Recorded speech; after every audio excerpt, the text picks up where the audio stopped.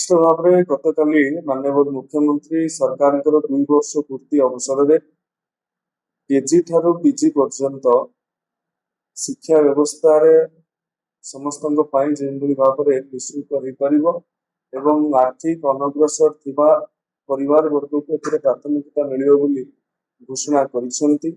ଇଏ ଏକ ସ୍ୱାଗତଯୋଗ୍ୟ ପଦକ୍ଷେପ ଏବଂ ମାନ୍ୟବର ମୁଖ୍ୟମନ୍ତ୍ରୀଙ୍କୁ ଅଶେଷ ଧନ୍ୟବାଦ ମଧ୍ୟ ଜ୍ଞାପନ କରୁଛି। ଗୋଟେ ରାଷ୍ଟ୍ର ବା ଗୋଟେ ରାଜ୍ୟ ଯଦି ବିକାଶ ଶୀର୍ଷକୁ ଯିବ ତାହେଲେ ବିଶେଷଜ୍ଞ ମାନେ ମତ ଦିଅନ୍ତି ଦୁଇଟି ବର୍ଗ ନିଃଶୁଳ୍କ ହବା ଦରକାର। ଗୋଟେ ହେଉଛି ସ୍ୱାସ୍ଥ୍ୟ ଆଉ ଗୋଟେ ହେଉଛି ଶିକ୍ଷା। ଆମର ଶିକ୍ଷା ଉଚ୍ଚଶିକ୍ଷା ପର୍ଯ୍ୟନ୍ତ ଉଚ୍ଚଶିକ୍ଷାକୁ ଆସିବା ପର୍ଯ୍ୟନ୍ତ ପାଖାପାଖି ନିଃଶୁଳ୍କ ଥିଲା। ସରକାରୀ କଲେଜ ଗୁଡ଼ିକର କଥା କୁହନ୍ତୁ ବା ନୋମିନାଲ ଫି ରହୁଥିଲା।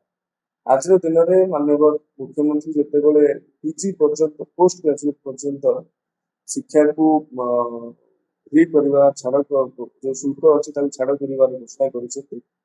ସିଧାସଳଖ ଡ୍ରପ୍ ଆଉଟ୍ ହାର କମିବା ସହିତ ଜିଆର ବଢିବ ଏବଂ ଓଡ଼ିଶାର ଯେଉଁ ଦୀର୍ଘଦିନ ଧରିକି ଶିକ୍ଷା ବ୍ୟବସ୍ଥାରେ ଗୋଟେ ବ୍ୟାପକ ପରିବର୍ତ୍ତନର ଆବଶ୍ୟକତା ଥିଲା ତାହା ସମ୍ଭବ ହୋଇପାରିବ ବୋଲି ଆଶା କରୁଛି।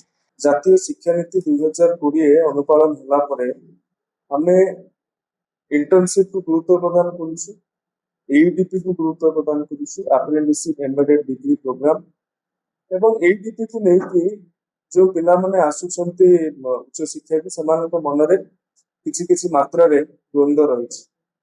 ଏୟୁଡିପି ଆପ୍ରେଣ୍ଟିସସିପ୍ ଏମ୍ବେଡେଡ୍ ଡିଗ୍ରୀ ପ୍ରୋଗ୍ରାମ, ଏ ଡିଗ୍ରୀ ପ୍ରୋଗ୍ରାମରେ ଆପଣଙ୍କୁ ଯେତିକି ଜେନେରାଲରେ ପାଠ ପଢିବାକୁ ହଉଥିଲା ସେତିକି ପାଠ ପଢିବେ, ତାଠାରୁ ଅଧିକ ମଧ୍ୟ ପଢିବାକୁ ହେବ ଏବଂ ଆପ୍ରେଣ୍ଟିସସିପ୍ ପାଇଁ ଆପଣଙ୍କୁ ସ୍ୱତନ୍ତ୍ର ସମୟ ବି ପ୍ରଦାନ କରାଯିବ।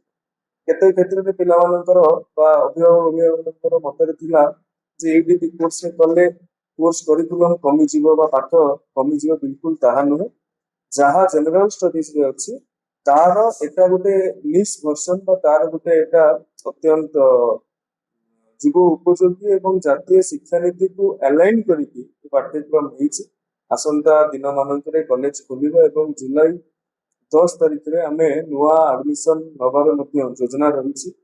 ଷୋହଳ ଆଡମିସନ ନେଲେ 16 ନୂଆ ପିଲାଙ୍କୁ କଲେଜରେ ପାଠ ପଢେଇଲେ ଯେଉଁ ସେମିଷ୍ଟାର ଗୁଡିକ ବିଳମ୍ବରେ ହେଉଥିଲା ବିଗତ ଦିନ ମାନଙ୍କରେ ଯେଉଁ ସାଧାରଣରେ ସମସ୍ତଙ୍କର ଗୋଟେ ଉତ୍କଣ୍ଠା ଥିଲା ଏବଂ ଗୋଟେ ଆବେଗ ଥିଲା ଯେ ପରୀକ୍ଷା ଏବେ କାହିଁକି ହଉଛି ସେଇଟାକୁ ଆଡେଇ ଦେଇ ପାରିବ ବୋଲି ବିଶ୍ୱାସ କରୁଛି।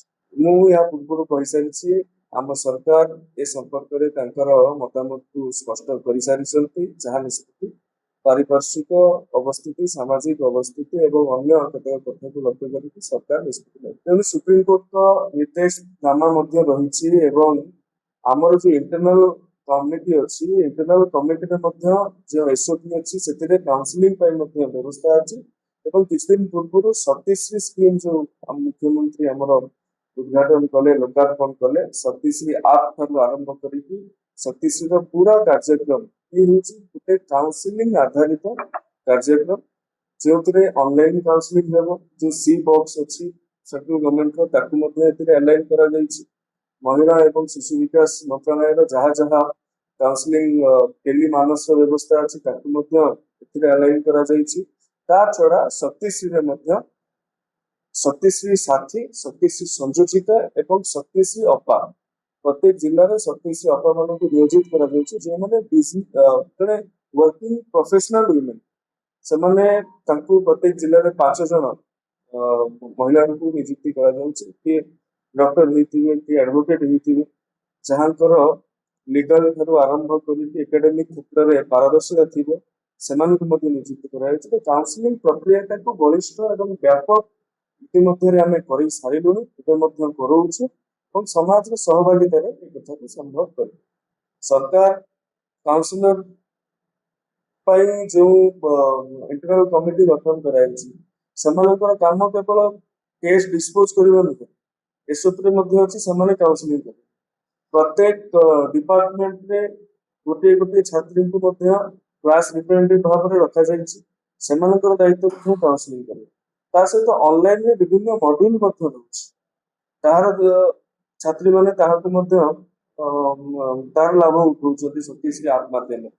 ये भी गोटे काउंसलिंग प्रक्रिया या पूर्व आंटी ड्रग आम कार्यक्रम कराई गोटे गोटे इन्स्टिट्यूशन मानक आम सेठिकार फैकल्टी दायित्व देथिलु जो माने ये कार्यक्रम गुडी देखि तेणु सरकार लगी प्रयास करुछन सुप्रीम कोर्ट निर्देश रोचे राज्यपाल निर्देश रोचे कार्यकारी करने प्रतिश्रुति